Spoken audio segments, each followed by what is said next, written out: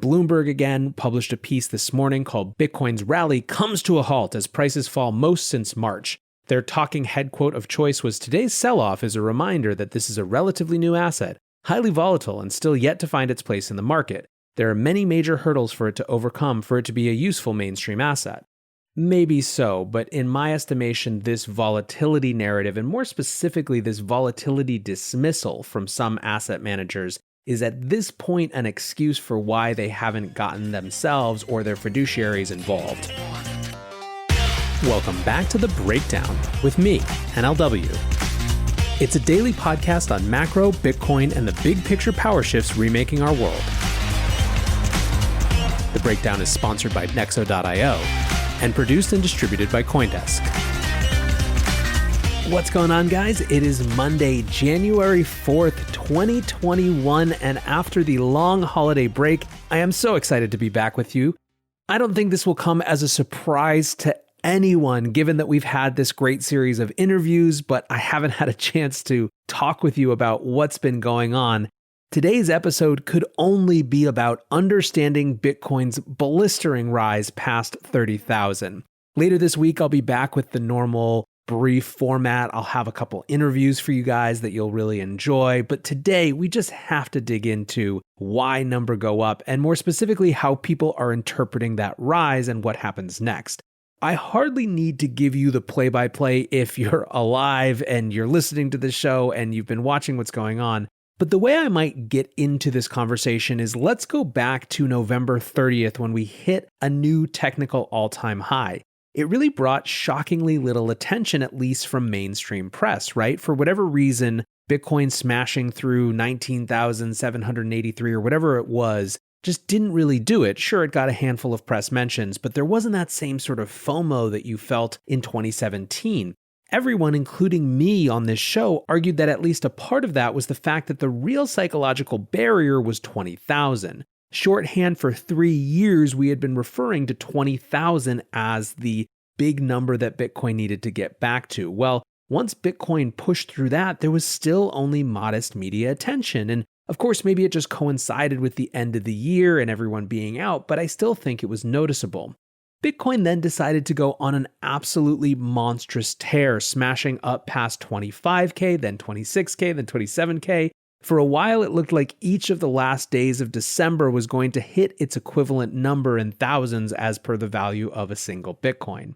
Ultimately, of course, it took until January and this past weekend to punch above 30,000, but man, then it just kept punching. Bitcoin got as high as nearly 34,500 yesterday, the 12-year anniversary of the Genesis block no less, before having a huge dip down this morning to just under 30K again, only to pop back up to about 32,000 where it is at the time of this recording. Keep in mind that 34,000 high hit less than 24 hours after even hitting 30,000 for the first time. Now, this crazy action has finally started to drive some serious mainstream media attention. The Financial Times front page lead story in their print edition today was High Flyer. Bitcoin value tops 30,000 with a big, beautiful chart right there above Boris Johnson telling England to prepare for tighter COVID-19 restrictions. And I mean, think about the number story to close the year. Bitcoin up 300%, over 300% in 2020, and up thousands of dollars past 30K in the first day of the year. But of course, as you know, as listeners of this show, as interesting as the number is, and it is undeniably interesting right now, for me personally, I'm as interested in the interpretations of the number and the popular narratives, because those narratives show you how different people are competing to shape the future. Narratives are not just interpretation, they're attempts to shape what happens next. So let's actually dive into those attempts to shape the future. And first, let's talk about what's driving the big moves, the narrative that most people agree on. It's about institutional FOMO. The managing director of 21 Shares, Laurent Kissis, told CoinDesk, Bitcoin's price is being driven by institutional money and there is not enough supply. The number of family offices asking to invest in our exchange-traded product is just staggering. I've never seen this before. In 2017, it was just retail knocking at the door. Now it's only institutional. This, of course, reflects something we've talked about a lot, the difference between the demand and the supply, right? That simple factor of math. This was reinforced in another quote from Kinetic Capital CEO Jaehan Chu, who said the final land grab has started, and by this time next year, accumulating over 1,000 Bitcoin will be nearly impossible for most people. In other words, if you are a big institution who wants to have a serious position or a corporation who's interested in the idea of getting some of your balance sheet into Bitcoin, there is a feeling like the window is closing rapidly. Looking for the best way to stay on top of your investment game? Nexo.io has you covered in 3 easy steps with their high-yield savings account for digital assets. Step 1. Create an account at Nexo.io. Step 2. Transfer assets to your secure Nexo wallet with no minimum or maximum limits on funds deposited. Step 3. Sit back, relax, and earn up to 12% compounding interest paid out daily on your crypto and fiat. Your passive income made simple. Get started at Nexo.io.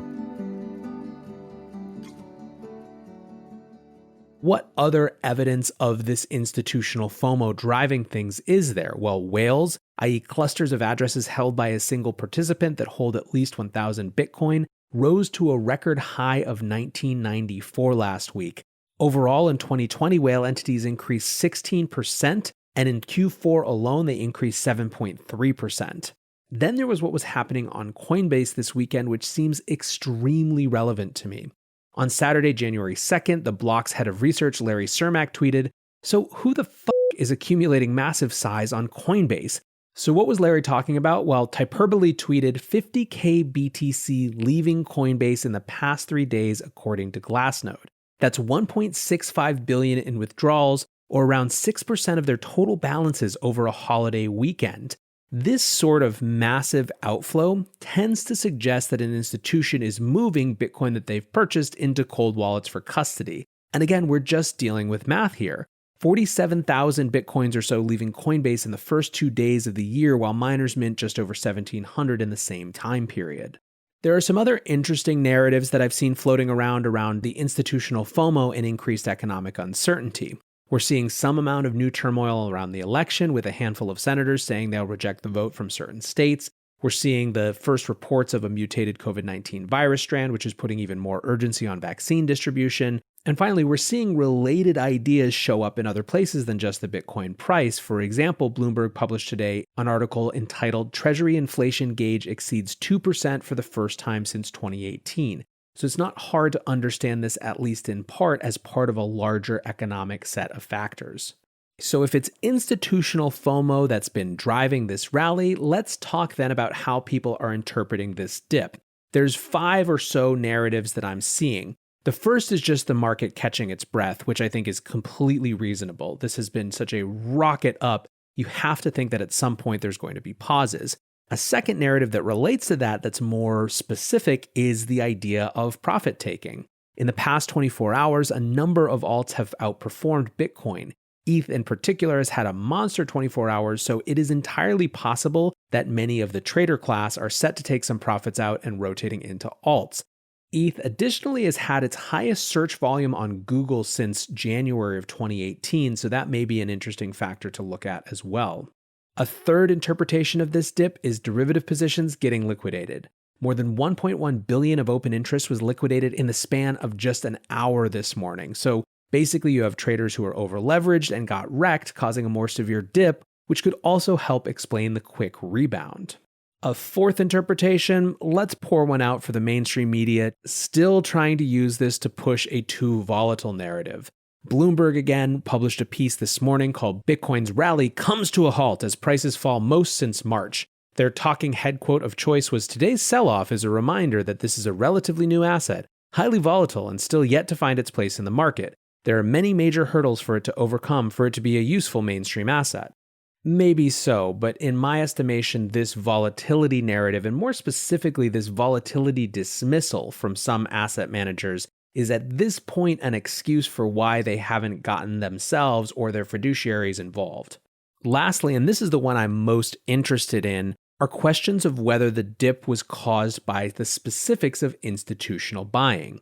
Joseph Young tweets, "Whales in Asia have likely been selling Bitcoin heavily in the last few hours. Minus 3,000 BTC, or around $100 million in value, deposit into BitHum. Coinbase Premium disappears, no aggressive buyer demand. All the while, the futures market is very overheated and overcrowded. He followed that up and said, Coinbase is now trading $50 lower than Binance. This means the aggressive accumulation isn't there anymore. A few days ago, Coinbase had a premium of around 150 to 350 at its peak. Doesn't have to be a correction, but I expect a market cooldown. So basically, another way of reading this is that there was a specific actor or set of actors who were driving the price this weekend because of that massive accumulation, specifically through Coinbase. That accumulation, despite the best efforts of, you have to assume, Coinbase's OTC desk, drove price up, which got the futures markets really excited, which further drove the price up, and then people came in to short and correct it. To me, obviously, this type of interpretation is much more interesting than just the pure narrative stuff, especially where the pure narrative stuff is just relying on things that have been talking points for years and years and years. But with that, let's move to what happens next, because obviously that's even more interesting than what happened this morning. The key thing here is, I think, an expectation of volatility. According to Skew, Bitcoin's 1-month implied volatility has risen to nearly 100%, which is the highest level since March 2020. Sui Chung, the CEO of CF Benchmark, said, Bitcoin's implied volatility has hit a 10-month high because options traders assume that the major moves in the price action over the past 10 days will continue. At the same time, Sui and other analysts and investors don't necessarily think that means volatility down. Frank Chaparro from The Block has been tweeting a lot about his conversation with trading desks and OTC desks, and he said, trading desks are insanely busy in crypto right now. I typically ping 4 to 5 every other day or so, and they would typically respond in minutes. Those responses are taking longer. Yesterday, only one desk got back to me with one word: crazy. He then gave anonymous quotes from 3 specific desks. The first was, quote, I think we see high volatility within a 25K to 60K range for Q1.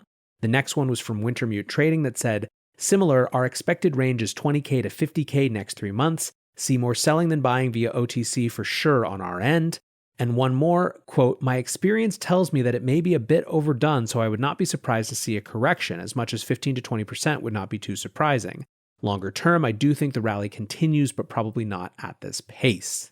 Of course, make of that what you will. Just a few more interpretations or expectations of what happens next that aren't just strictly related to Bitcoin. The first is an interesting question about whether there will be finally a retail move into this space. Louis Gave, the co-founder of GaveCal Research, in that same Bloomberg piece I mentioned above, said, Bitcoin's growing market cap has to come at someone's expense. Will the marginal retail dollar start to forego 2020's Robinhood darlings and instead shift towards the roaring crypto market?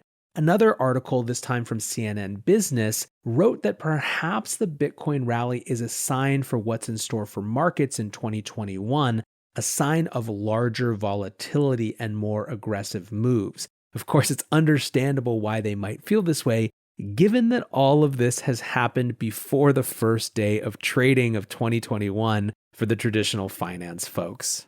Anyways, guys, there is a lot more to get into. We haven't even talked about the Mnuchin stuff and self-hosting wallets, although I have a guest that's going to speak very eloquently to that later this week.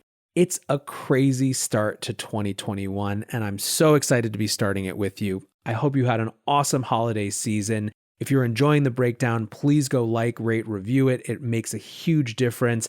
I'm excited for a 2021 that is interesting, dynamic, unexpected, and of course, I'll be here breaking it down the whole time. So until tomorrow, guys, be safe and take care of each other. Peace.